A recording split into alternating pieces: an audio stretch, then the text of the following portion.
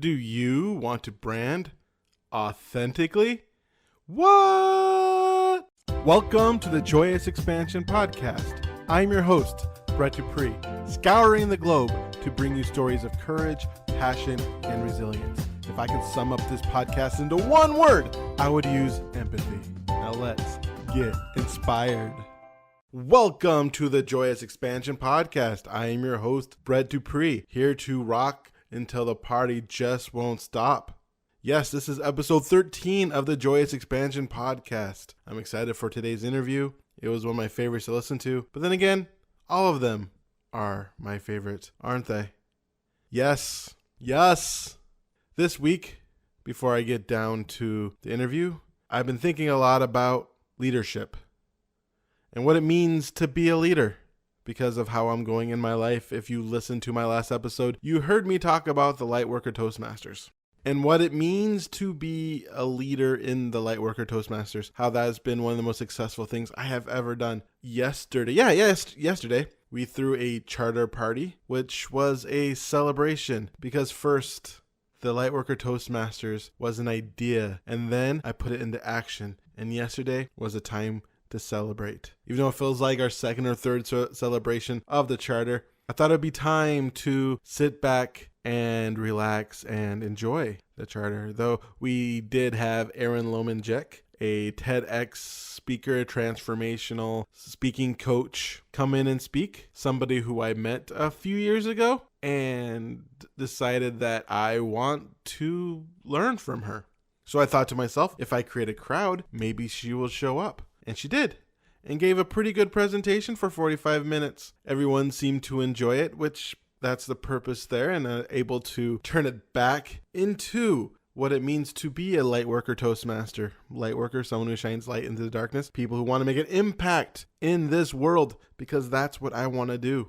I've been told that I do that. Sometimes it doesn't feel that way because I work a regular 9-to-5 job, and most of my making impact is part-time, to say the best, or when I have time, or through Toastmasters. However, people have told me that through my posts on Facebook and all my videos that I've made and the speeches that I've given, that I have made an impact on their life. And that feels good. But one area I really want to start making an impact even more so is being a leader, being someone who stands out in front. And it's one thing that Toastmasters has really helped me do, is step up as a leader. Because at first I didn't want to be a leader. When I was a young lad of high school age, all I wanted to do was sit in the back of the class. Just kidding, because that's where the cool kids would sit. I want to sit kind of in the middle because nobody pays attention to kind of in the middle. See, the people who absolutely don't want to pay attention and talk all the time, they want to sit in the back. Those are the people and teachers and classmates, people pay attention to those people. And the people in the front, of course, are the eager learners, the people who want to talk to the teachers. Yeah, those are the front people. But the middle, especially like the middle side, if you want to hide, that's where you sit. And it's the same with the bus. You never want to sit in front. You never want to sit in back. You always want to sit in that sweet, sweet middle where no one would ever pay attention. I once kind of got a leadership role. Well, kind of. Actually did get a leadership role in high school. I felt it was mostly by default when I was a wrestling captain. My senior year for the wrestling team. Why do I feel that was mostly by default? Because in reality, I was the best senior wrestler. And there were only 5 seniors total. And there could only be 2 captains. And of those 2 seniors, we were the only 2 starters. We were only 2 first string. So the 2 best became naturally the captains. And I did my best, which wasn't very good. I was mostly kind of a bully. It's the only time I guess I could. That was one of the weird parts about anxiety. Yeah, I was a bully. Why sugarcoat it? I wasn't a super huge jerk bully, but I wasn't good. Not really proud of that. So yeah, that was my stint in leadership, not being very good at it as a wrestling captain. And then going into a career where I was a software tester. And the reality is software testers kind of like the long snappers of the tech world. Basically, you don't know who they are until, they mess up and there's a big defect or bug out in the world and developer doesn't get the blame. You do because it's your job to catch it. But it wasn't until Toastmasters where I got thrust against my will into leadership.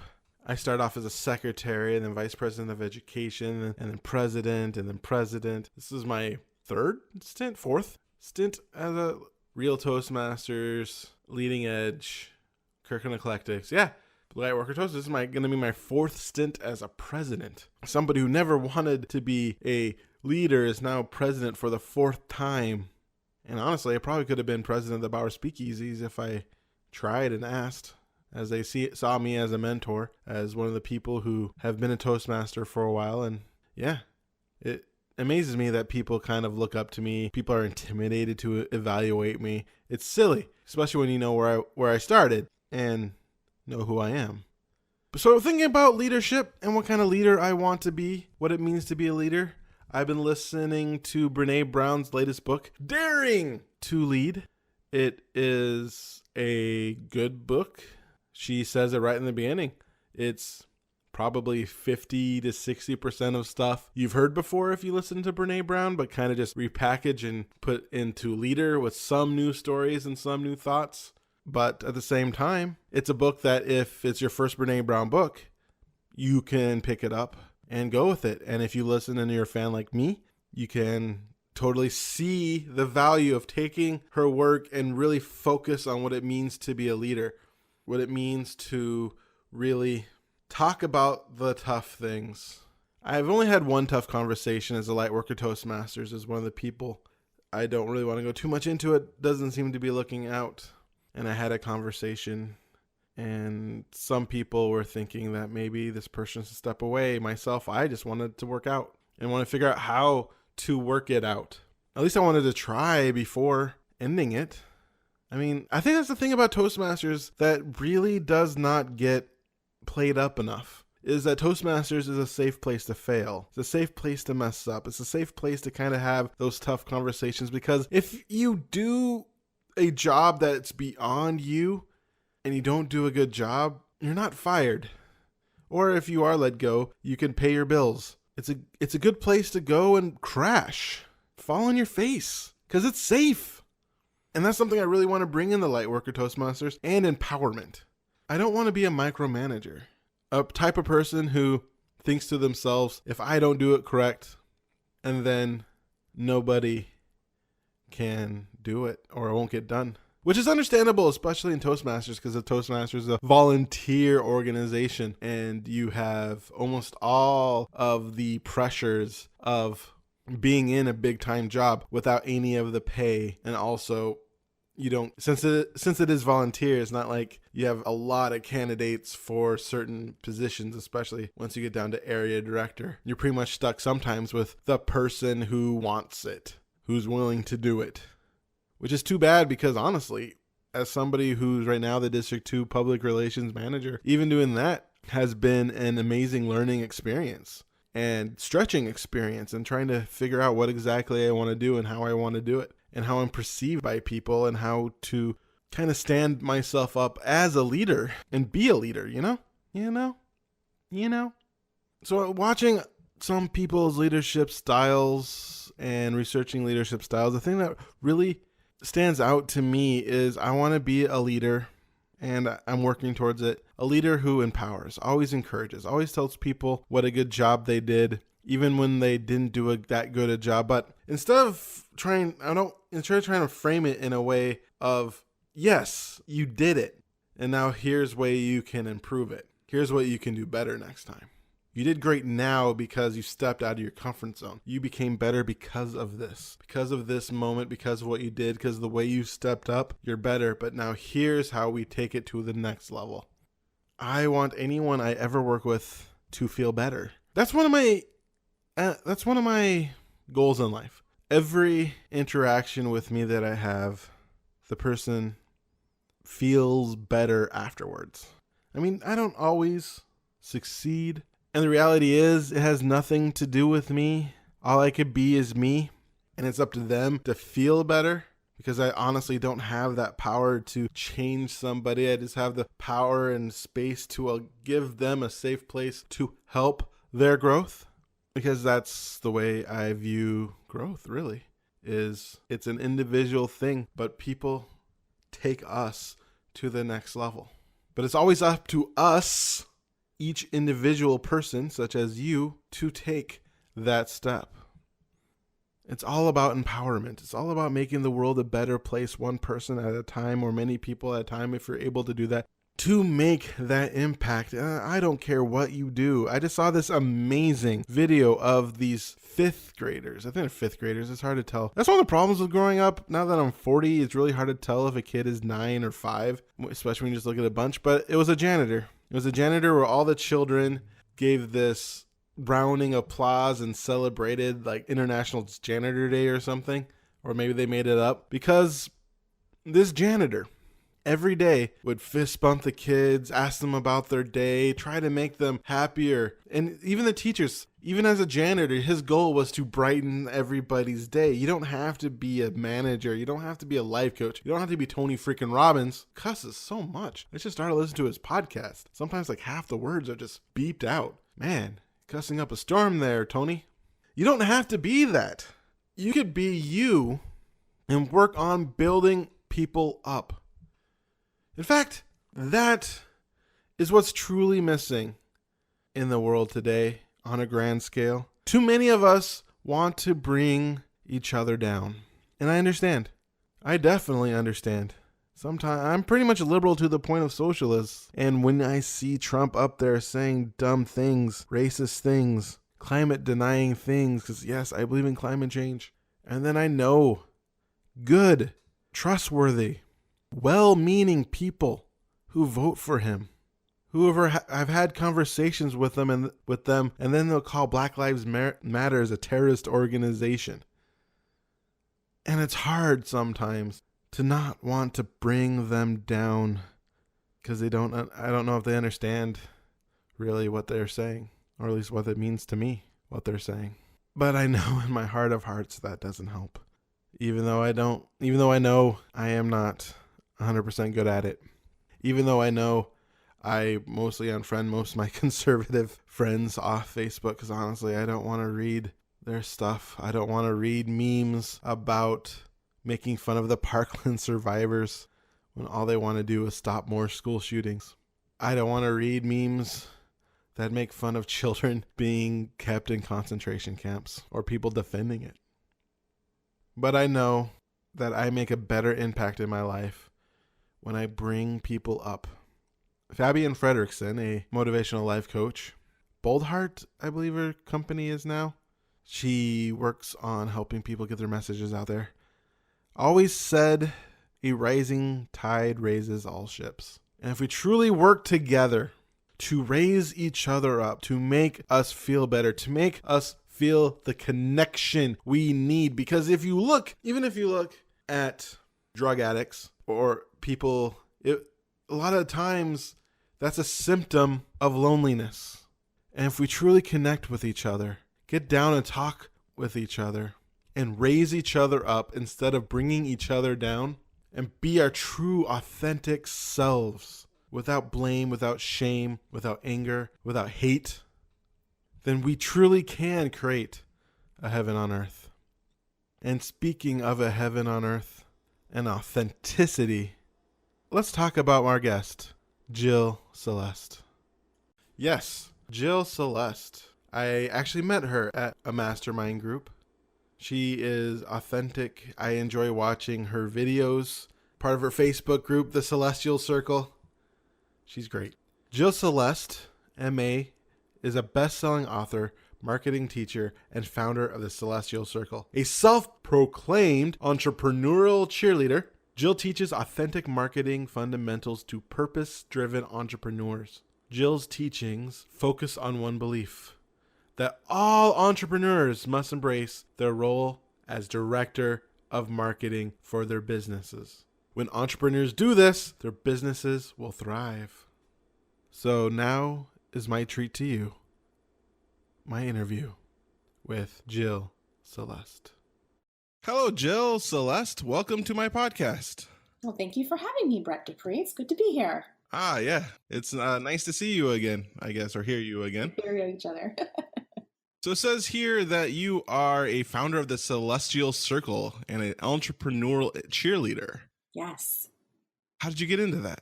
So I started being an entrepreneur back in 2010.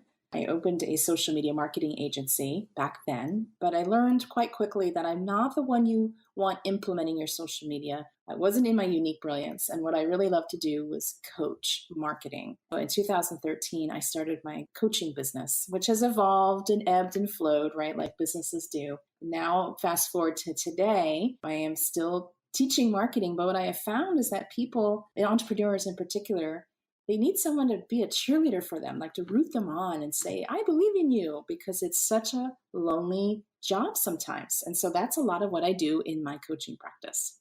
Early on, did you find your entrepreneurial path to be lonely? It did. At the time, I was the only one in my family who was an entrepreneur. I didn't have any entrepreneurial friends. I still had work colleagues. I really think everybody at first thought I was crazy for opening a business. And so I really didn't have anybody to talk to share frustrations or disappointments or just even kind of ask questions. I felt very alone. I just kind of sat in a little office with my dog and I worked. It wasn't until a couple of years later when I joined a mastermind that I realized that I was missing that piece from my business. So what got you started into wanting to go into social media marketing? Well, back then in 2010, social media marketing was sort of a new thing. And I was a social media manager at the job I had in a large healthcare organization. And as I was paying an invoice to another agency for thousands of dollars, I thought, I could do this. And it really just kind of stuck a little bug in my ear, and I started to investigate it. And once that idea set root, I was able to quit my job in 4 months. I brought that business up on the side, just happened to hit that social media wave at the right time. And I was very blessed to be able to do it full time within 4 months of opening the doors. Wow, that is a lot of success right away. Way to go. Yeah, thank you. Thank you. And I attribute a lot of it to my tenacity, my determination, some really good timing as well, some good luck, I think, but really, really working backwards and knowing, okay, I need to make this much money. I need to be able to compensate for this. And all of these different ducks I put in a row, be able to reverse engineer that process. And I was able to do it. So as you working through social media marketing, you came to a point where you just noticed that this wasn't my area of brilliance. And the actual implementation was, I can do it. I was okay at it. No one complained about what I offered, but it didn't make my heart sing. But what was making my heart sing was when I get on the phone with my client and I teach them marketing, because I had been a marketing professional for years in corporate. I would teach them what I know, and that really felt so good. And so finally, after doing it for a couple of years and having a very successful job with it, I decided that to open up a coaching arm of my business. And from there, I just took off. Did you have any fears or anxieties about starting actually a coaching business? Oh, I was so, yes, 1,000 times yes. It's a different thing when you're coaching and teaching, in my opinion. And you probably know this too from your business. It's, you don't want to do someone wrong. You don't want to give bad advice. You feel like that person's really depending on you to, especially when you're a marketing coach, to really teach them how to market their businesses so that they can become a success. So there's a lot of pressure, at least self-imposed pressure. And that caused me a lot of anxiety for sure. How did you deal with that anxiety? Xanax? No, I'm just kidding. Well, it was interesting when I reflect back on it. The more I did it, the more confident I got. So that decreased my anxiety, right? I was able to become more confident in my ways and in my teaching. I worked on my mindset a lot, a lot of research, a lot of work in what mindset and different types of new age theories and things. I was trying to kind of finding my way, but just realizing that I needed to have my self-worth in order and my self-confidence in order, and that nothing bad was really going to happen to me. And by just staying very present and not focusing on the past and the future, but just staying really in the present helped me. I wasn't, of course, completely anxiety-free, but it helped me dissipate it to enough where I could overcome it enough to go forward. It didn't paralyze me like it wanted to. What about being in the present helped you to reduce your anxiety? Well, as somebody who follows mindfulness, there's really no past. There's really no future. These are concoctions of our mind. But at the present, It's just what's in front of you. And if you just take an inventory of your present moment and everybody's alive and around you and breathing and the house is standing and the weather's out there and you have money in the bank and like you just take a snapshot of your present life, that you find that there's really nothing to fear, nothing to hold you back. So that mindfulness by staying in the present reminded me that if I was anxious about something, that I was worrying about the future, and of which I had no control of, and it may not even turn out that way. So by cutting that line of thought off and by just staying mindful and in the present, it really dissipated any anxiety I was feeling. Cool. And also a lot of times about the past as well. Correct. Right. I find the past cause more depression than anxiety, at least for me. If I were to dwell on something or whatever, even from a business perspective, like really getting hung up on a past failure, for example, I would say like clinical depression would make you sad or just kind of take you out of the vortex, out of your happy spot. And that wasn't good either. Did you have incidents such as where something you really wanted to work and it just did not work out the way you wanted to, where you then use this mindful presence to take you out of it? Yeah. So there were times certain clients would hire me to be like their marketing manager, like a fractional CMO or director of marketing. There was a particular client that I really wanted to do a good job for whatever reason. It wasn't happening. And it was on both sides. I started to feel anxious about my reputation and about my confidence. And I just really worked on staying present, did a lot of meditation. I remember meditating a lot. Before bed, I would listen to some guided meditation from my phone, journaling to kind of get me through that. And eventually we mutually agreed to break up, I guess, for lack of better terms. And it was so peaceful for both of us. It was an amicable break. We're still in touch with each other. So that, that shows that there wasn't any animosity, but really tapping into those basic mindfulness exercises really helped me through that period. What do you find the hardest part about being an entrepreneur?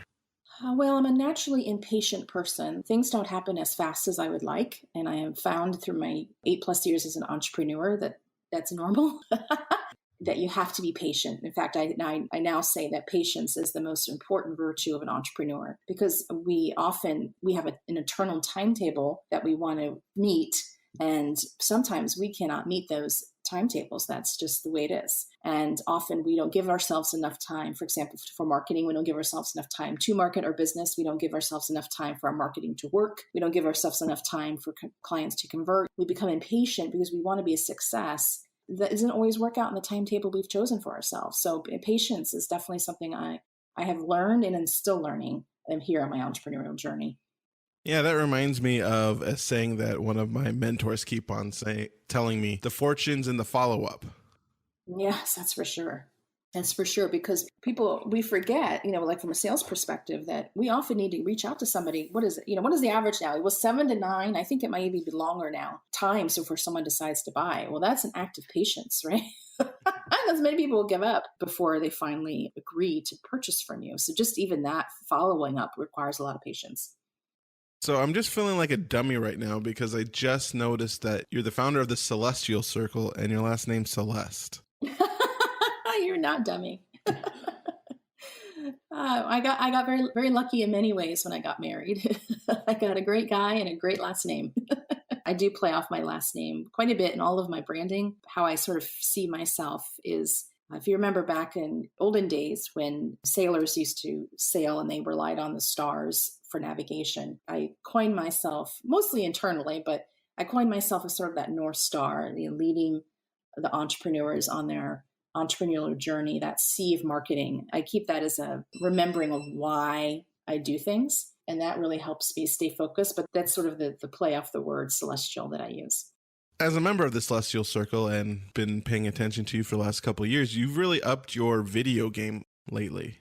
Yes. Thank you for noticing. Was there any anxieties about putting yourself out there, especially doing like Facebook Lives and more videos and stuff like that? Well, it's interesting. My video marketing journey has been quite long. I started doing videos about 3 years ago. I would do a weekly video, and I still do a weekly video for my blog.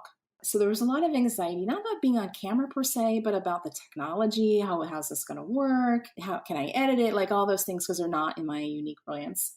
And finally, I decided, who cares? Just shoot the video, be imperfect. And I've been doing that ever since. When the live streaming features came on, I had a lot of resistance because With live streaming, there's no, oh crap, let me just re-record that. There's none of that. You're going right off the cuff. So as someone who likes to come across very eloquently and very prepared, I really had to up my game on imperfection with doing live streams. And I'm really comfortable now. I've accepted that it will never be perfect. It'll be ums and ahs. Sorry, Toastmaster Brett. Ums and ahs. In that process. And that's okay. People are understanding. I think people like that. They don't like anything slick. So that really helped. But again, as I mentioned before, it was about practicing and just doing it and being imperfect. And that really alleviated a lot of the anxieties that I experienced at first. And I teach that to my students now, that really it's okay to be imperfect on video. People expect it to be not slick and polished unless it's a highly produced video, but that's not what we're expecting on Facebook Live and in live streams. And that really helps people overcome that anxiety of being on camera. You keep on mentioning about letting go of being perfect. Did you have a big problem with that at first? Yes, because you always want your best foot forward, right? I believe that your reputation, it helps you attract the right people. I have a bit of what I call personal branding background, where you brand your first and last name, your person as the expert. And so you want to come off well, right? You want to come off as somebody who knows her stuff. And I was translating that into perfect marketing copy, perfect videos, perfect Facebook posts, perfect graphics. And that's not really the right way to interpret it, but that's what I was doing at the time. What I learned is that perfection often means you don't implement anything because you're always trying to obtain this perfection, which doesn't even exist, right? What was happening is that there was like that analysis paralysis and nothing was getting done. So by being imperfect, you will get more things out there. You'll get more marketing tasks done. And I think as a nice, lovely byproduct is that people will see you and will resonate with you, and that will result in you getting more clients. Another thing I keep hearing you say over and over again is the term unique brilliance. Would you elaborate a little bit more on that?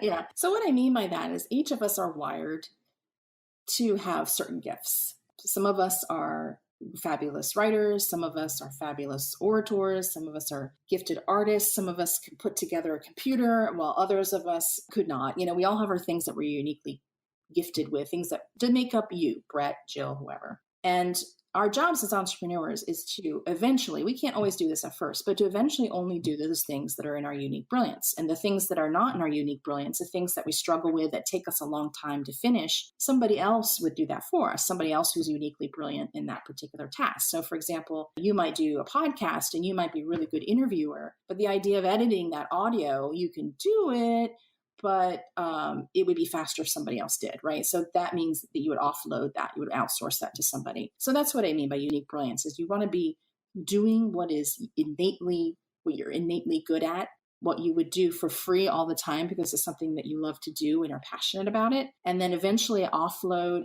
or outsource, have a team to help you do the rest of it that isn't in your wheelhouse, so to speak. How do you give up that desire to control everything? Well, I'll let you know when I figure that out. No, I'm just kidding. I think we're all kind of control freaks, especially entrepreneurs. These are our babies, our children, whatever analogy you want to use there. And we are going to be controlling. But I think a lot of it is, again, that anxiety, because that's really what control is a fear of something not going right, a fear of something not being done, being anxious about things being done your way. And so when you relieve some of that anxiety and realize that there are people who can do things better than you, and that you're not the end all that beats all, then that really helps to release some of that control. But my goodness, not an overnight process at all. So thinking back about your entrepreneurial path, what is the one thing that you did that you feel has been the most important to making Jill Celeste the Celestial Circle? The most important thing I did was join a mastermind, for sure.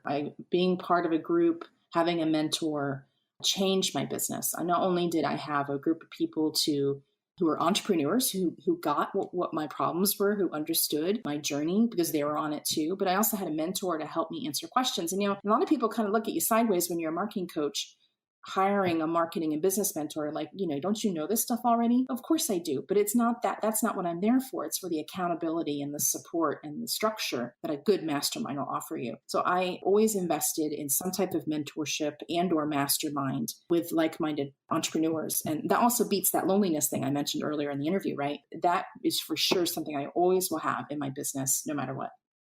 Isn't it funny how people do that thought process of if you're a blank, why do you have a blank yourself? Yes. Isn't that true? I'm thinking, Celine Dion had vocal coaching. you know, People who are NFL quarterbacks have coaches. It's just, I don't know what that is. I don't know if it's an ego thing or just a way of processing their own mindset issues, but I have heard that many times in my career. I think part of that comes from this idea of the Lone Ranger, the self-made person, pulling yourself up by your bootstraps and all that. Yeah, I think you're right. And that's certainly, I know that's very prevalent in the US as well, right? That kind of self made cowboy kind of image, cowgirl image. We pull ourselves up from our bootstraps. I think maybe even a cultural ramification, not just maybe exclusive to the US, but that's got me thinking at that as well. I think you're onto something there. I know for myself, the more help that I get, the better my business goes. Well, better my life goes, period. Absolutely. And even like for those of us who manage a home, I'm married. I've got a couple boys, teenagers, and anything I can have done in my house that other service provider can provide, I do it. I'm very blessed to be able to afford it. I know that might be some consideration for some people, but I have people clean the house, do the lawn, manage the pool because I live in Florida, so we have a pool. And yeah, we still have chores and things around the house, but just anything I can do that is not something I want to do that keeps me in a good mindset. If somebody else does it for me, I'm happy to write that check every single time. And that frees you up to do things that you love. Exactly. That's exactly what it is. And the same with your business, right? Because I'm not great at Infusionsoft, which is the software I use to manage my customers. So I have a wonderful VA who does that, loves it, eats, breathes, sleeps Infusionsoft. And she does everything probably in record time. If I were to do it, it would take me an hour to do something that would take her 2 minutes. So God bless her, let her do it. So it says here that you help teaches authentic marketing fundamentals. What is important about being authentic? Well, so I think a lot of entrepreneurs especially, think marketing is slick, inauthentic, icky, yucky, whatever word you want to put there. And because we've seen examples of it. You can scroll down a Facebook news feed, for example, and see headlines that are very clickbait-ish. Make $10,000 this month, or fast forward to six figures, or blah, blah, blah. And people are very suspicious of those claims, understandably so. And it leaves a bad taste in their mouth. And so when you're an entrepreneur and you have that mindset that marketing is icky, sales is icky, then you don't feel too enthused about doing your own marketing, right? But there are ways to do marketing that don't have to feel icky and slick and just generally ucky. You can learn authentic marketing practices, which is what I teach. So things like, knowing who your ideal client is. So you're only, talking to those people, that audience. You're not trying to cast your net too wide because that leads to being inauthentic. Making sure that you're writing truthful information in your landing pages and in your emails, that you're showing your personal side. That's a lot of authenticity right there. When people see that your real life, that leads to an authentic connection as well. And so those are the types of things I teach through authentic marketing that doesn't make someone feel icky when they're implementing it. And what's the benefit of showing the authenticity side? The benefit of showing the authenticity side is that people can buy from a person, not a business. So if they get an idea of who you are, that whole know, like, trust factor is what is often the big battle in our marketing. We want people to know us. We want them to like us, and we want to be trustworthy, because when those three things occur, we often will be able to serve that person. They'll be able to hire us. So that the authentic marketing brings you through that know, like, trust factor often quite more quickly than other marketing methods, so that you can connect with people, so people will feel connected to you. And when that connections occur, that is when you make the sales. That's when you get the clients. That's when you get the referrals. It's really that sweet spot in your marketing. It doesn't happen overnight for sure, but it does happen faster than if you're trying to do something that feels out of integrity and out of alignment with yourself. Looking over your bio, one thing I really enjoy is the idea that you said the role as director of marketing for their business. Yeah. That's so true. Because a lot of times we say, oh, I'm a massage therapist, or I'm a marketing coach, or I'm a graphic designer, or I'm a life coach. But we are those things. We are certainly our trade, our profession. But what we are when we are a solopreneur, at least until you reached big time, is you are the director of marketing for your business. What that means is everything you do in your business, and I think marketing comes across your desk. You're in charge of it. And a lot of times entrepreneurs do is they forget that and they focus on other things. Well, those other things don't bring you clients. I had a conversation with a woman. I said, you're the director of marketing for your business. You have to find time for marketing. She said, well, I don't have time for marketing. I said, okay, I get it. Tell me what you're doing in your day. And the first thing out of her mouth was like, well, I have to empty the trash bin. I thought, well, and I wasn't picking on her, but it was a mindset. I'm like, you are placing emptying the trash bin before marketing, and you wonder why you don't have clients. It's a mindset shift. That's the last thing you should be doing after you're doing your marketing. So when you're the director of marketing for your business, you put marketing tasks first. You make time for marketing. It is the most essential thing you do in your business besides taking care of your clients. And you have a marketing plan to help you guide your marketing actions so that you're not feeling like you're just picking marketing tasks out of the sky. And so when you accept your role as director of marketing, these habits become part of your day. And that's when you really start to see the results of your marketing efforts. That's where the clients come, the revenue, the referrals, all those things that we're seeking. But I also like the director part for when you actually do start making money, you start getting other people to help doing it for you. Exactly. And eventually, when you are super successful, then you can have a director of marketing come in, and then you just become like the chief marketing officer where you're overseeing everything, but you don't necessarily do the marketing work, unless that's in your wheelhouse, of course. I don't know if I'd ever personally get rid of marketing my business completely because I'm a marketer, but for some people who that's not 100% in their wheelhouse. So having that person on their team would helpful. But again, that's, when you hit six figures, that's when you start looking at that kind of addition to your team. So do you have a fun success story from a client to share?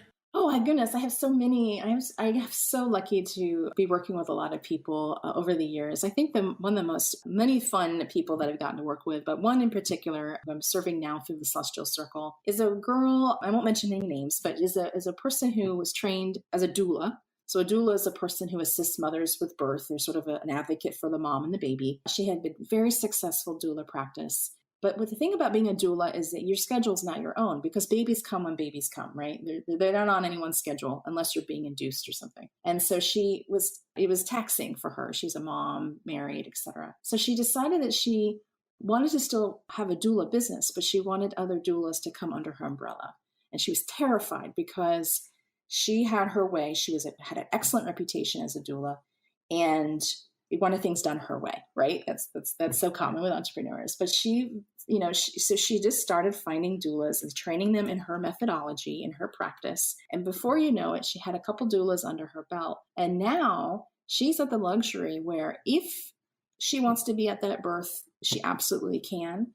But she doesn't have to be, because she's got a team of experienced, loving doulas who will go to the birth on behalf of the company. And she's returned time back to her schedule. So now she's doing other things to grow her business, such as coaching. She just had her second 5-figure month ever by leveraging this. And so it's fun because, she went from living by the cell phone ringing and running to the hospital or birthing center to just saying, so-and-so, you go take care of this patient, or so-and-so, you go take care of this mom. And she just sits back and does other things while still loving these families. So that's a cool thing. And I'm very proud of her.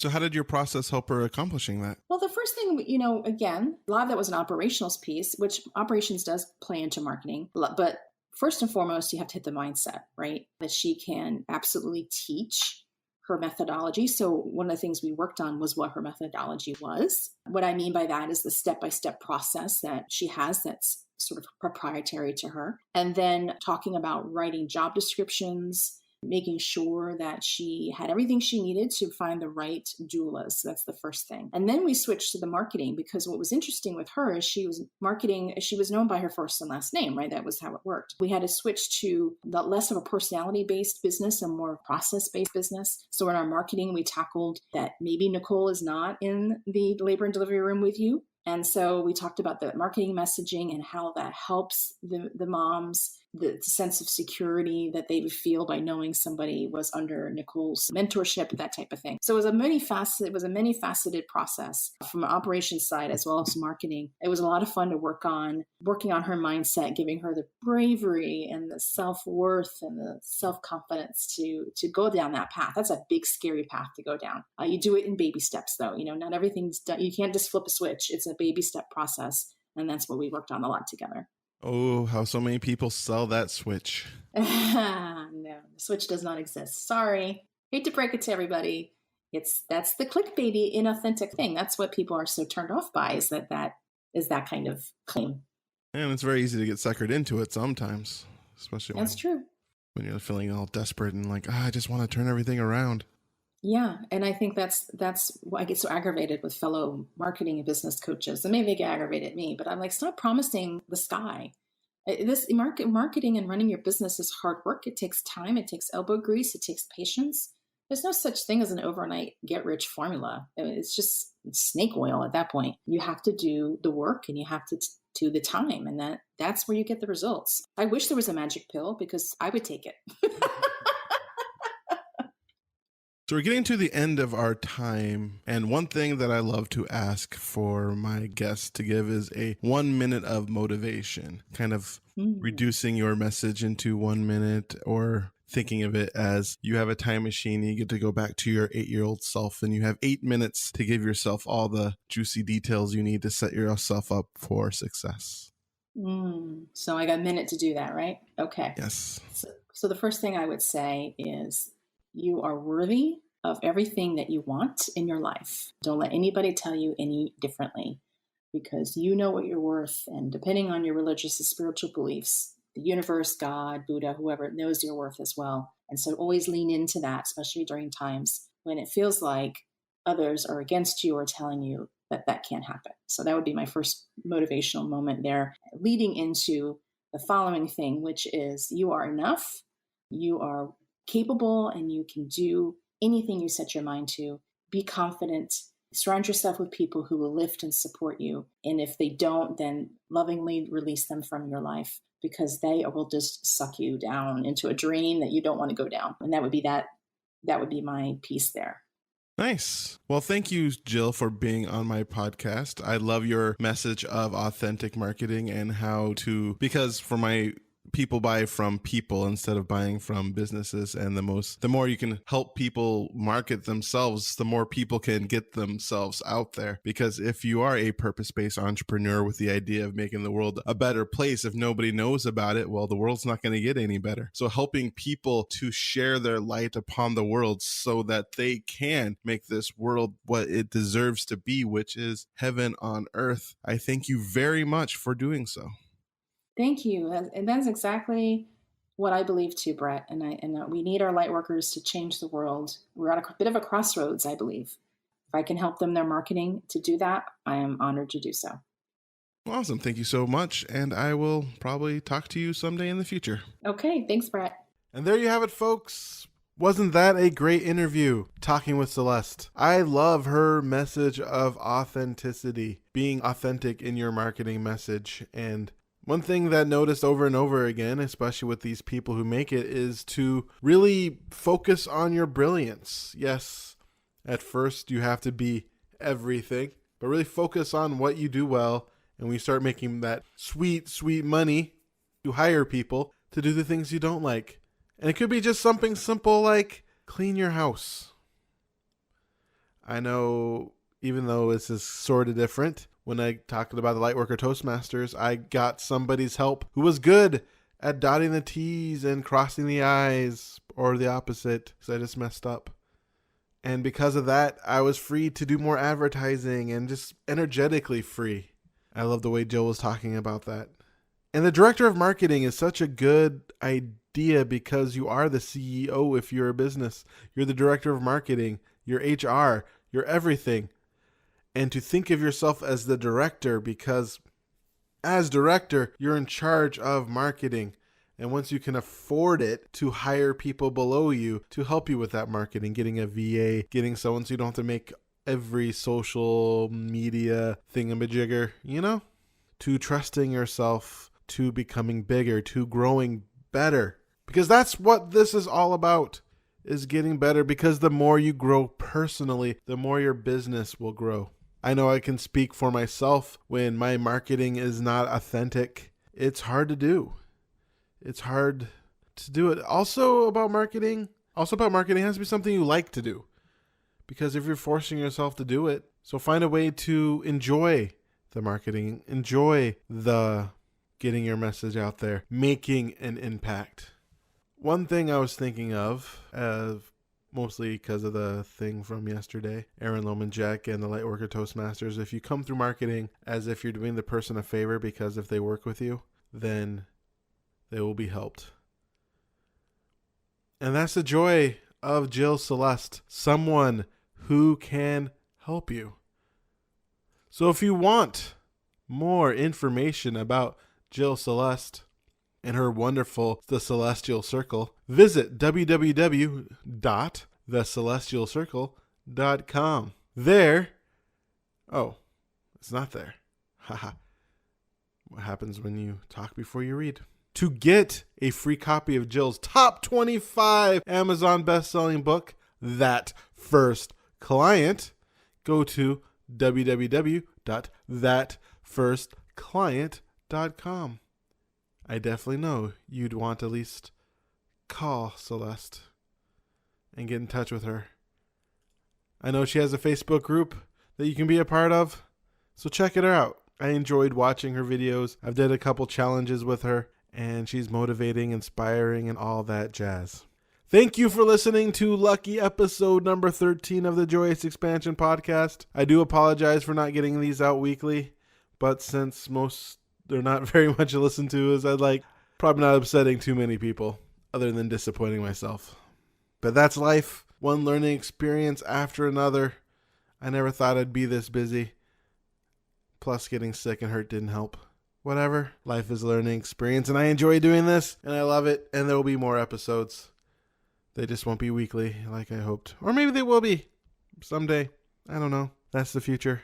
So if you want to get in touch with me, Brett Dupree, just send me an email at BRE2TSDUPR2Es@joyousexpansion.com. You can ask me a question. I'll read it on the podcast, and then I'll answer it. How fun would that be? You can check me out at joyousexpansion.com. Yes, Brett Dupree. I didn't go through all the things today because I forgot, but Joyous Expansion Life Coach, Catalyst of Transformation, Champion of Authentic Joy. Someone who loves to raise tides so all ships can go up and send much love into this world. Time to make an impact, my friends, and go forth. If you want to do you want to listen to more podcasts, go to pod.joyousexpansion.com. And there you can see an affiliate link for Acuity Scheduling if you feel like helping me out and using an amazing scheduling program. I also have a free ebook there. You should also check that out at pod.joyousexpansion.com. So this has been the 13th episode of the Joyous Expansion Podcast. Know that I love you for who you are. And once again, I remind you to be joy, to be love, to be awesome. Now play my jingle. JoyousExpansion.com. JoyousExpansion.com. Come and say hello to Brett Dupree. He is an inspirational life coach. Good for you and good for me. He turned my life from grey to blue. I'm sure he'll do the same for you. Get in touch and you'll see your life will change dramatically. JoyousExpansion.com. JoyousExpansion.com. Yeah.